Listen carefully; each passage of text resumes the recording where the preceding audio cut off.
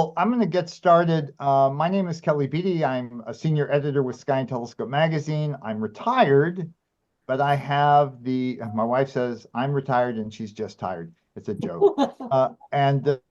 My continuing involvement with the magazine is to coordinate tours like the one you're going to hear about today. We have about 10 tours on our docket extending out through 2027 at this point. I think we probably uh, can claim to have the most extensive set of astronomically themed tours in the world.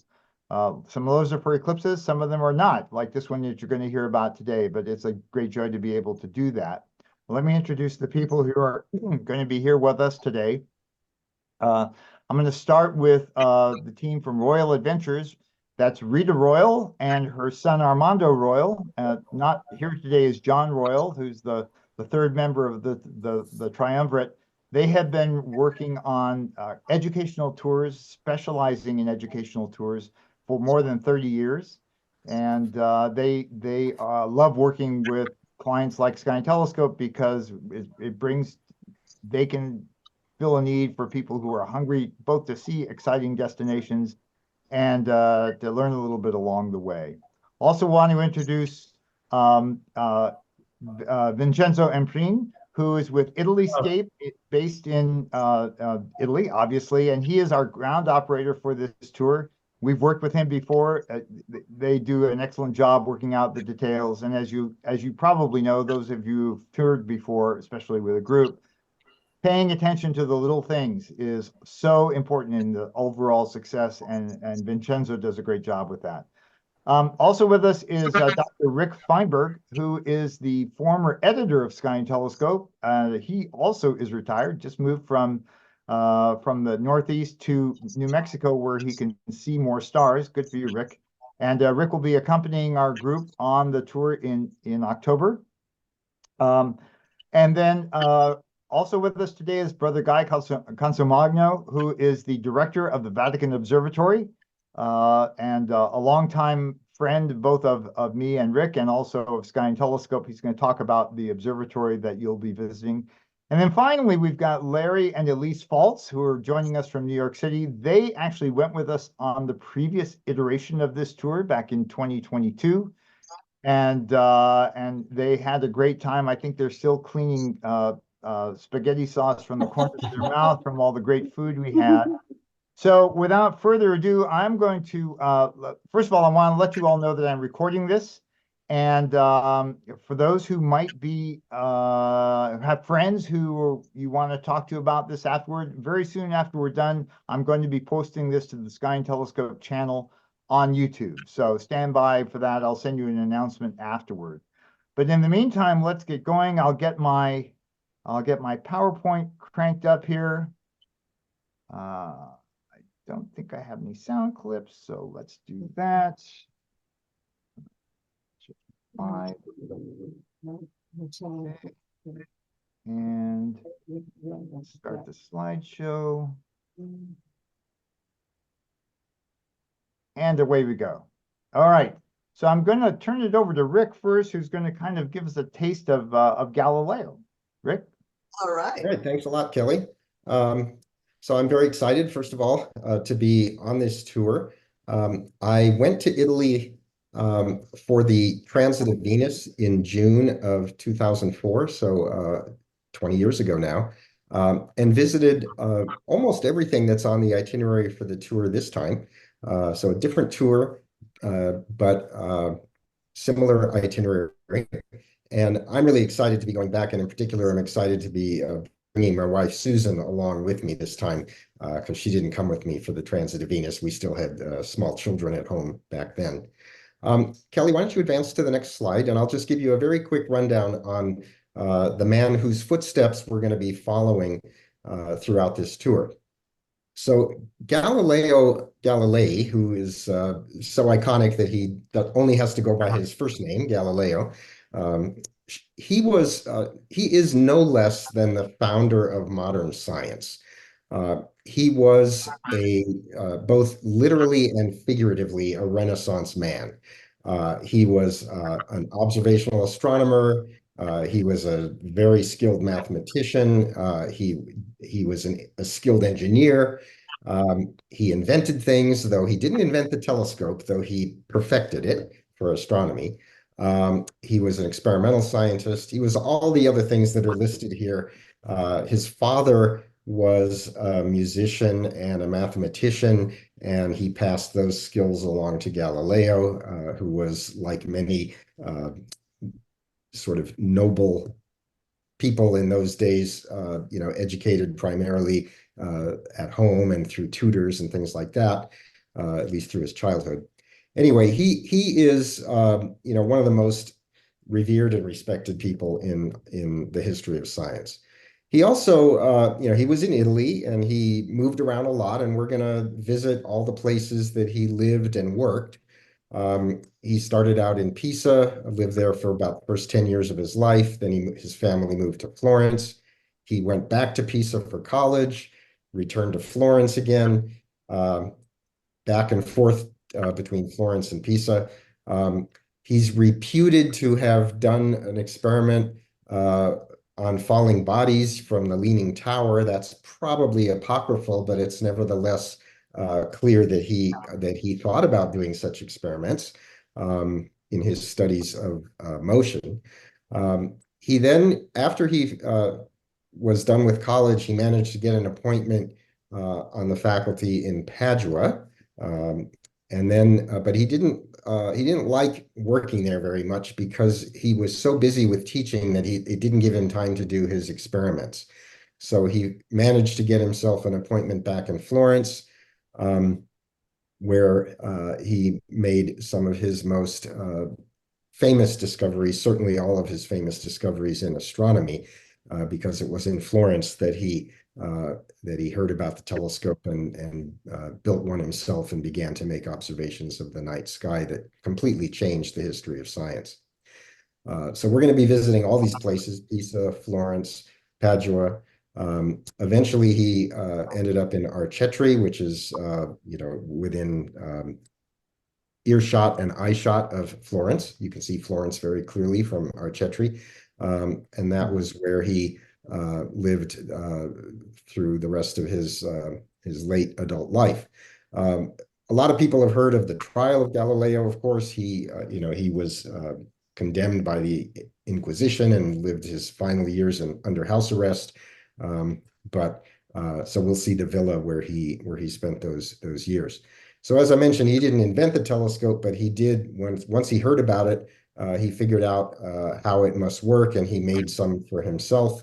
And they were the best telescopes that anybody at that time was making. And with that, he discovered things like the phases of Venus, the 4 large moons of Jupiter, craters and mountains on the moon, the fact that the planet Saturn looked to him like it was 3 little bodies touching each other. His telescope wasn't powerful enough to resolve the rings, but he was the first to actually see them, even though he didn't understand them. And the principal consequence of his discoveries with the telescope was to set in motion a revolution that eventually culminated in Isaac Newton's physics and mathematical explanations of the motions in the heavens, and eventually the final acceptance of the Copernican system, in which the Earth is not static, but is spinning on its axis and orbiting the sun along with the other planets. And Rick, just as an aside here, as fundamental and earth-shattering as Galileo's discoveries were, through his lifetime, he made a lot of telescopes for a lot of other people, and very few of those, just 2 or 3 of those still exist completely, and you'll see 2 of them on this tour. That's right. That's right. Very few exist, and we will get a chance to see the actual ones that he made. Well, thank you, Rick. Now I'm going to, for the sort of day by day walk you through the itinerary, I'm going to turn to Rita and Vincenzo. Take it away. All right. Well, welcome everyone. I just want to welcome you to this wonderful trip that has been designed specially for Sky and Telescope. So we are going in this program not just to enjoy and see the beauty of Italy and to learn about its architecture, its artists, its food, but also we're going to have that element that only Sky and Telescope can bring, which is the element of the science, the astronomy. So this has much more than just a regular program to Italy. So we invite you to come along to, first, our first stop is Rome, of course, and that is the eternal city. And who doesn't want to go to Rome at least once in their lifetime? You're going to be walking where men, the big men of our history, have walked. Caesar, Bernini, and other ones from the Renaissance, from Imperial Rome. So why not start there? So please, let's just go and enjoy that, our first step, as we go and enjoy. One of the days is the Baroque Rome. And we're going to go and see, of course, Trevi Fountain, palaces, and other monuments in Rome. And one of the visits is going to be to the Church of Santa Maria del Angeli. And that is the place where you're going to see the meridian line. And I would like to ask Mr. Fals if he can just tell us just a little bit about that line, because it has a very specific scientific significance. If you can just give us a little information about that so we can learn. If you want me to do it, it's basically a pinhole camera. There's a hole in the ceiling, and there's a line that the sun falls on at noon. And I think it's 85 meters long, and it was built there around 1700 in a church that was actually designed by Michelangelo. Right. It's made from the frigidarium bath of Diocletian. And it's very accurate. When we were there 2 years ago, we had an expert from the Sapienza University in Rome who knew everything about the line, how it was built, how it worked. And we kind of followed him around as he showed us the various parts of it. We crawled around on our hands and knees looking at the fantastic figures and all the accurate data. So it was a really revealing experience. And I was telling you that afterwards, when we tour finished, that my wife and I went up to Bologna and we saw the earlier line, the 65-meter line that was put in by Cassini in San Petronio. So we learned a lot. All right. Thank you. Thank you very much. And of course, we'll go to the Pantheon. That is just amazing, just to go into that building and see how well preserved it is. We'll go to Plaza Navona. We'll see beautiful fountains by the famous sculptor Bernini from the Renaissance, and many other things. And of course, we'll delight in good food, and that we'll have a welcome dinner at one of the trattorias there. You'll be well fed, that's for sure. Rita, I have to say that for me, the highlight of that trip had to have been the visit to the Angelica Library. And you're seeing a photo of it here. That's Elise there on the left, where they have incredible rare books. Among them, what you're seeing there, for example, is a copy of Galileo's first publication, the Sidereus Nuncius, where he made the first announcement of his amazing telescopic discoveries. And you see it just sort of out there in the open. Yes, we got to touch it. It was a pretty remarkable experience.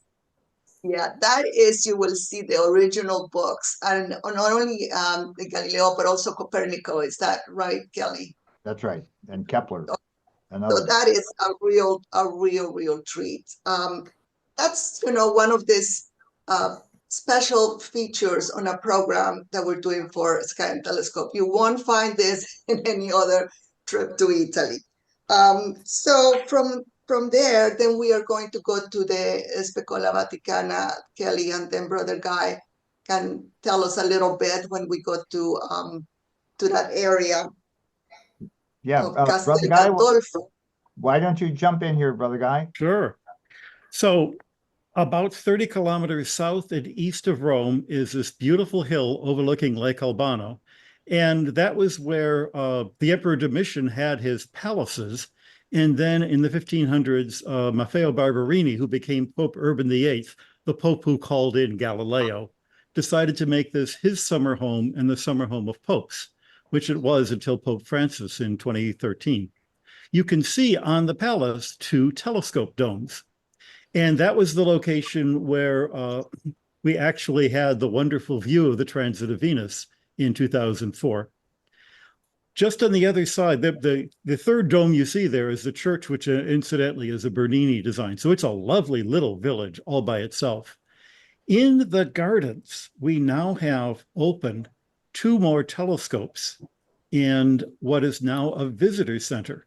And in that visitor center, you can actually see a lot of the history of the Vatican's observatory, which we claim goes back to the meridian line that was done in the Vatican to work out the reform of the calendar. But especially since the 1890s, for about 130 years.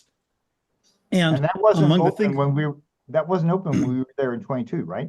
No, that was 20. I think you were, I'm not sure. It certainly was not there in 2004. It was just in the process of being put together in 22. Now it's completely open and you can actually go up and see the 1891 Carte de Ciel telescope, which was used to photograph the sky, and a wonderful display of 19th and early 20th century items, basically showing how astronomy developed in Italy after the time of Galileo. These are 2 of the telescopes that are visible there. This is actually 2 views of the same telescope, a double pair of telescopes, which are in the dome on the Papal Palace. And we'll work out an itinerary to make sure that your people get to see the really cool stuff. So there's 4 telescopes there. There's this center where you can see the old domes, and then this new visitor center, which are in the gardens. And it's a wonderful cap, basically, because along with Galileo, the other great astronomer that is truly a child of Galileo is Angelo Secchi. And he did his work in Rome. He did his work actually from the roof of the church. It's right next to the library you were mentioning. And so you get to see that the astronomy just didn't begin with Galileo, but it continued and actually continues to this present day with some marvelous astronomy happening in Rome. Thank you, Brother Guy. That's so wonderful. That is really cool. So now you're not in Rome all the time. You kind of split your time between the Rome and Arizona. And our telescope in Tucson. Sadly, I'm not going to be able to be there when your group comes. I'll have left for the U.S. 3 days earlier.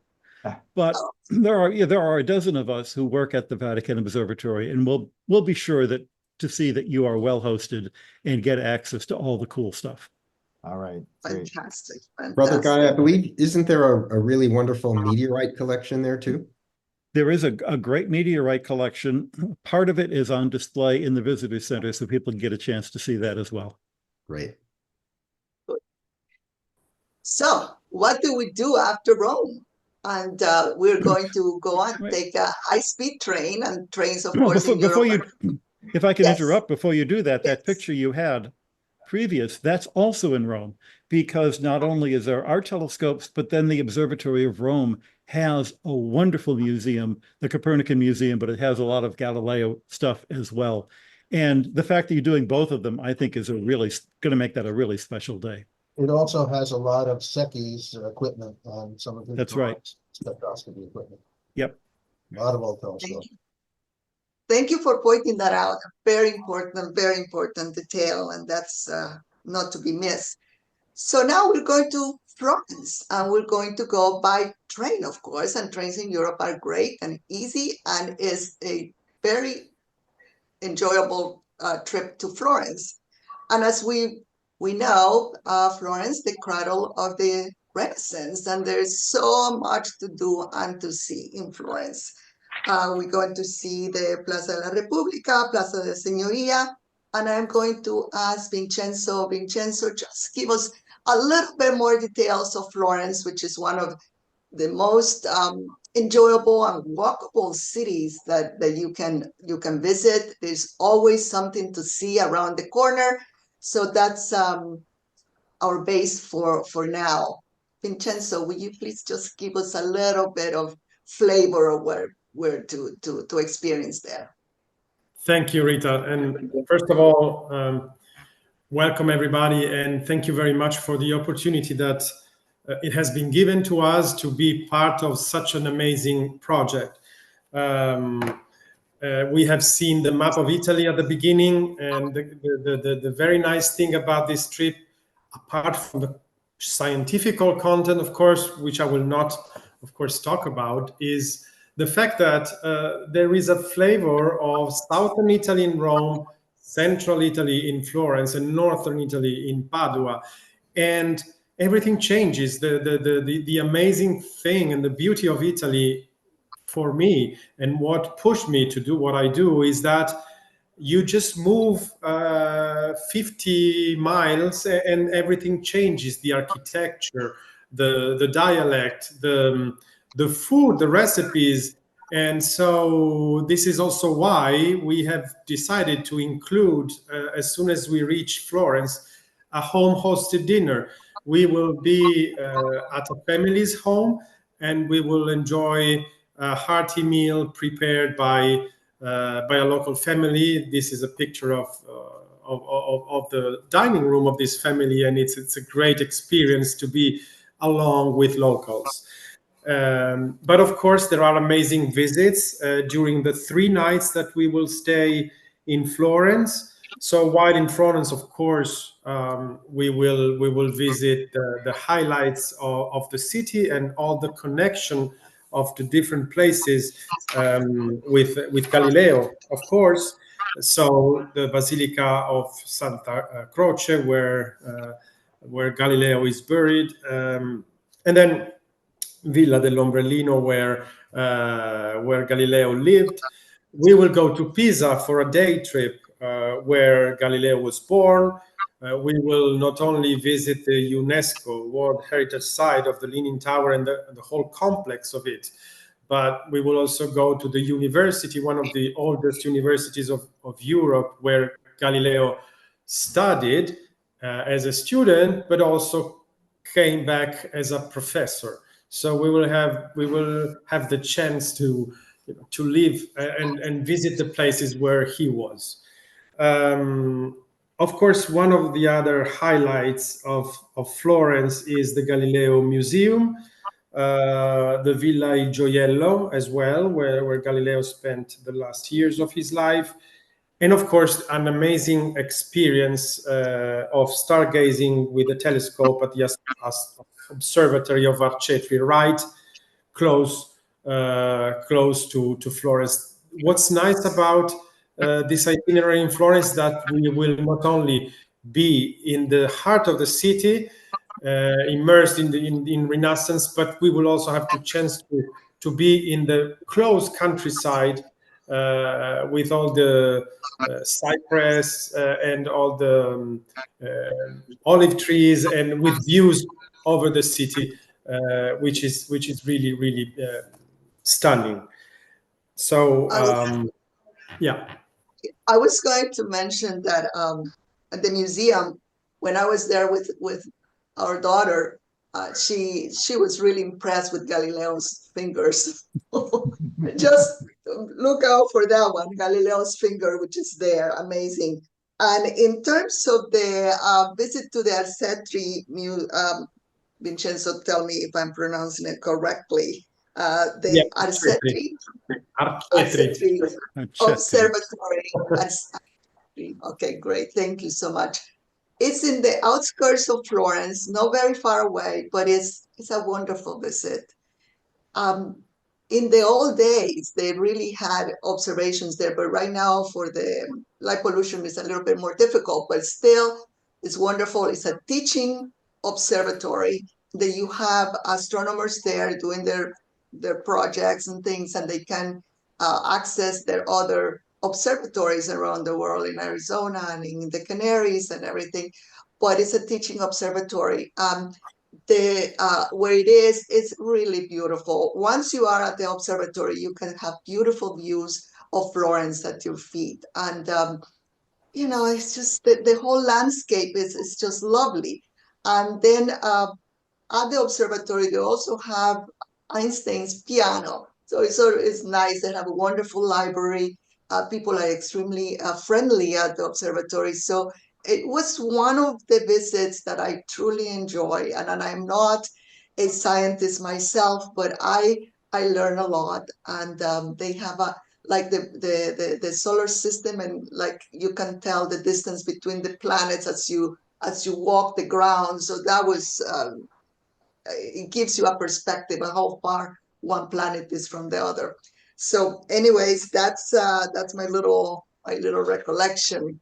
Let me see. Then we're gonna go to Pisa, and we are going to ask our friend Vincenzo to tell us a little bit more about the north part of the program when we go to Padua, and we are going to transfer there to the Florence railway station again. We go by train to Padua.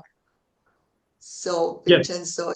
Yes. So another thing we thought to make the trip more smooth logistically is that we transfer from Rome to Florence, and then from Florence to Padua by high-speed train.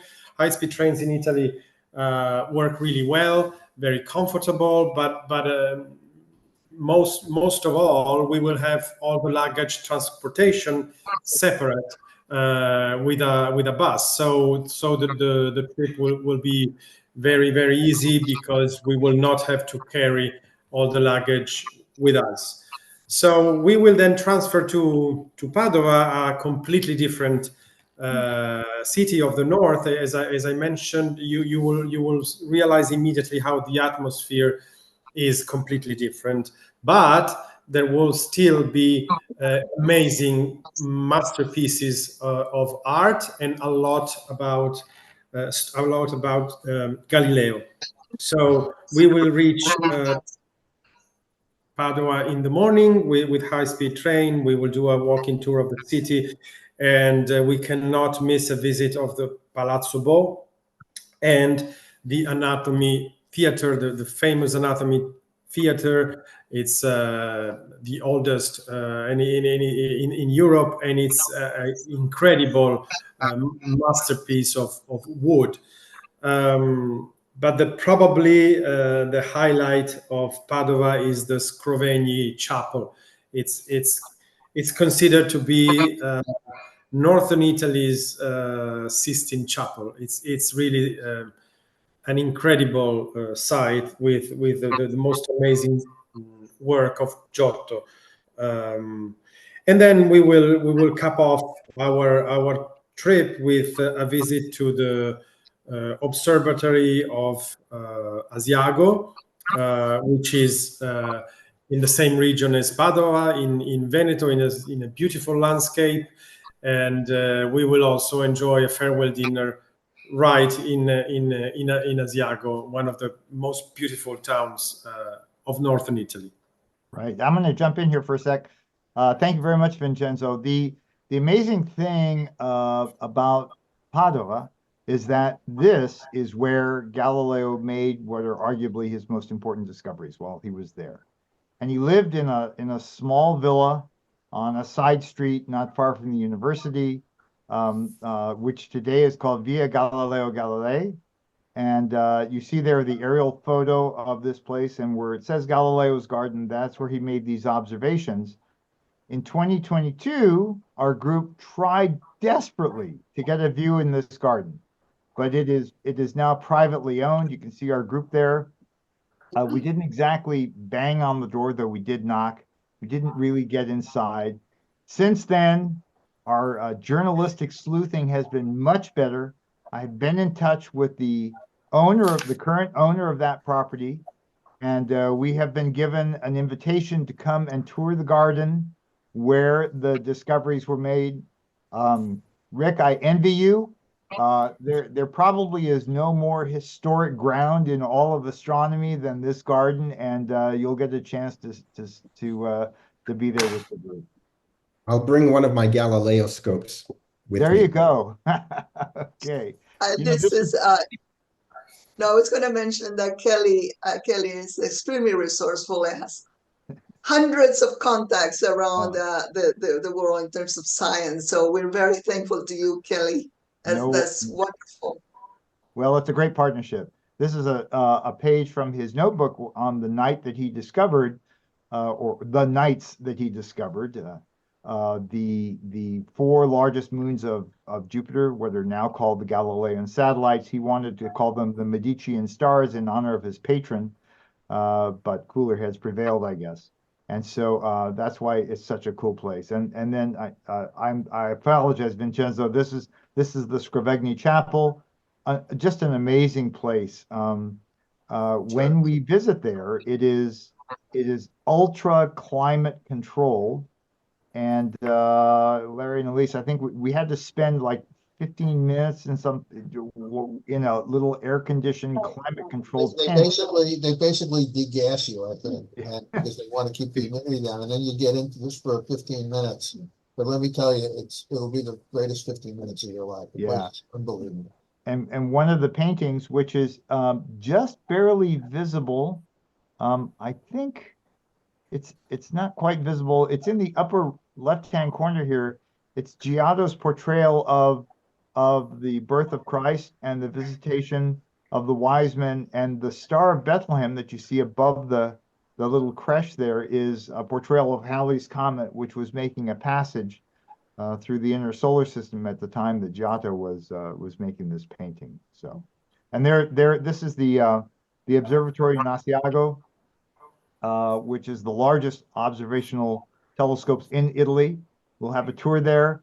When we were there in 22, we went off, had dinner, came back and did some stargazing. We're not going to do stargazing this time because by the time we got back, we were so full and frankly so drunk that we were falling asleep during the stargazing.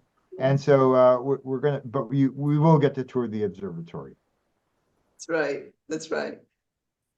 So we also have an extension in Rome, and that will, of course, include the Vatican City, which is a must-see for those who are really interested in art, especially, and includes the St. Peter's Basilica, the Sistine Chapel, and then, of course, the Roman Forum and the Colosseum. These are key places in Rome that if you haven't been to Rome, that you may want to consider visiting. It's just an incredible journey through history. And that's about it, what I have to say about the extension. But I wanted to mention that this trip, what is so good about it is that it includes so many aspects, like my colleague Vincenzo said about Italy, the different areas, the different cuisines, a combination of culture, the architecture, the way of being at each place, and of course, the science and the astronomy aspects to it. Special visits to the Angelica Library, for example, that is a real treat. The Copernican Museum, the Galileo Museum, there are all these other elements that with your host and your guides is going to make, excuse me, everything come alive, and then you will understand and have a richer appreciation of the destination, not just going and visiting, but not really absorbing and learning. And then when you come back, then it's a different world. You will really know that you've been to Italy, not only for what people generally see, but you will have a deeper appreciation for all the advancements that now we have in science because of these other scientists like Galileo, of course, and other ones along with him. Right. And I want to jump in, Rita, and you know, we work so hard to make this the best possible kind of trip.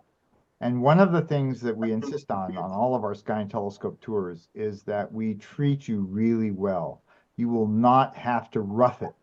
And all of the hotels we have lined up are 4-star hotels. This is the one in Rome. Let me see if I'm pronouncing this right. Trastevere. Trastevere. Trastevere. Okay, in Rome, wonderfully located. Here is our hotel in Florence. This was an amazing place. It's so centrally located and yet quiet. It's right along the Arno River. You can see the Duomo there in the distance from the rooftop terrace. Just an amazing quiet getaway.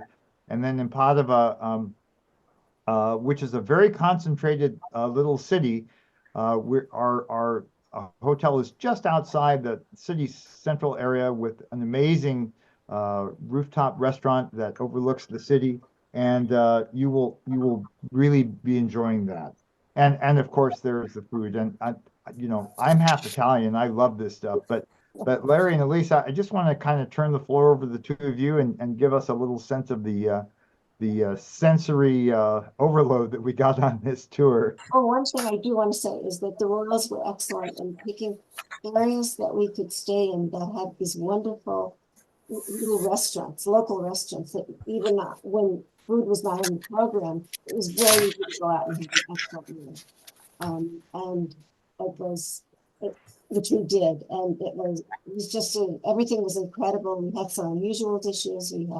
We had dishes that were indigenous to whatever area we were in. So there Like was the cicchetti. yes. So we were we got it was a culinary tour as well as an astronomical tour. It was really Yeah, one of, as Vincenzo was saying, in the area of Padua, in the northern part of Italy, they have this style of eating called cicchetti, which is like little bites, kind of Right. like tapas. There are restaurants that they're basically just a window. You're on your way home from work, you stop by, you have a couple of cicchetti, a glass of wine before you go home and have dinner. It was great. So, and also the dinner in Florence. yeah, we That had was- the dinner in the apartment in Florence was perhaps, even though the tour was an astronomy and a Galileo tour, that might have been the peak experience. The camaraderie of Not just an astronomy tour, it's a gastronomy tour too. Yeah, Right. that's right. It was really phenomenal. The people were lovely. She made some excellent dishes, and the wine flowed, and it was really quite amazing. You didn't mention that, we have guides in all the places, and all the guides were very knowledgeable, and really were full of information, not just about astronomy, mostly about the area and the culture. So we learned a lot about that too. The hotel in Florence, as Kelly mentioned, it's a modern hotel. It's a block in from the Arno. It's actually 2 blocks north of another church that relates to Galileo, somewhat indirectly, the Volumbrian Church of Santa Trinita. Galileo had actually been educated in his secondary school in the Volumbrian monastery south of Florence. And in the Santa Trinita, which is just maybe a 3-minute walk from the hotel, there's a fantastic Ghirlandaio chapel with frescoes and a painting that really is worth spending 15 minutes to go over there. I also will say that we recommended a couple of places in Rome. Picking the hotel in Trastevere is a brilliant idea. It's a marvelous neighborhood, and just 2 blocks from the hotel is the Basilica of Santa Maria, which has these incredible mosaics in the church that are really, really beautiful. Among the top in Italy. And this is one of the oldest churches in the world, too. It's laid out about 300 AD. And just as an aside, this is not a go all the time tour. There are blocks of time in Rome and in Florence where you can just kind of unplug, have a little free time on your own. And especially like the first day we arrive in Rome, there's really nothing planned before we all get together in the evening. So if you're not too jet lagged and if you're just arriving that morning, you're free to kind of go places, especially this church. This would be certainly on my list to go visit. Yeah. But the absolute highlight for us in Rome, and we've been there twice in the last 5 years, is the Borghese Gallery, which is up in the Villa Borghese, and it's timed entry. In 2 hours, you can do the whole place. It has half a dozen incredible Bernini sculptures. I think perhaps 2 of the greatest in the world. And I would tell you the one on the right, the Apollo and Daphne. When I walked in the first time I saw it, I got tears in my eyes. And when Elise walked in, she started crying because it is so beautiful. The filigree work as her hands are turning into leaves and her feet are turning into roots. It's truly an astonishing thing. But there's also the one on the left is Hades and Persephone, and that one is incredible. And then there's a David that, unlike Michelangelo's David, he's a very passive kind of character just standing there. Bernini's David is about to fling his slingshot, and it's so full of energy and tightness. It's really incredible. And there's some other Bernini sculpture is as well. The entire place is frescoed and full of paintings and objet d'art and busts and all sorts of stuff. It's a two-story building. It is really, really worth spending some time to get up there. It's not far from the city. You do have to make reservations. You have to make reservations, though. Something probably. Yeah. But in September, in October rather, it's less crowded than it is certainly in the summer. And then of course you're up in the Villa Borghese, so you can head over through the villa through to the Villa Giulia, which is where all the Etruscan stuff is. And then you walk a little bit further, you come down in the Piazza del Popolo, and you're up in a great part of Rome. You go to churches there. One of the churches has Caravaggio, and then Caravaggio is in the French church down in the center part of Rome. So there's some tremendous art, but don't miss the Villa Borghese. It's just an amazing place. Yeah, I was going to mention that Villa Borghese, and I've been there twice, and I would not hesitate to go a third time if I am in Rome again. Anytime. Absolutely, yeah, absolutely fantastic, and I love the work by Bernini there. You can see two of his some of his masterpieces, I believe. So that's something worthwhile to see, definitely. Wonderful. So, but I wanted to just mention that is until you walk those streets, until you are there, until you breathe the air, eat food, and then you'll really experience, because it's until you're there is that you're going to actually, enjoy and really live life. So, well, Kelly, give it to you and for any questions or. And we want to take you there. I mean, that's sort of the whole point of this. We want to take you there. I want to mention, if you've got questions, you can either pop them into those of you who are joining us, you can either pop a question in the Q&A or in the chat. We'll sweep those up.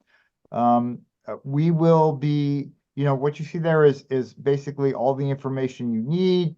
There's a QR code. You can just snap a picture of that. And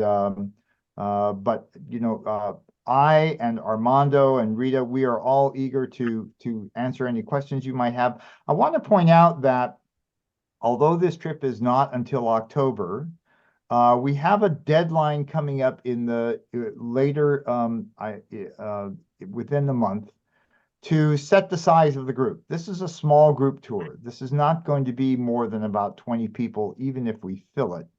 And so you will enjoy all of these destinations in an uncrowded, a really intimate kind of way.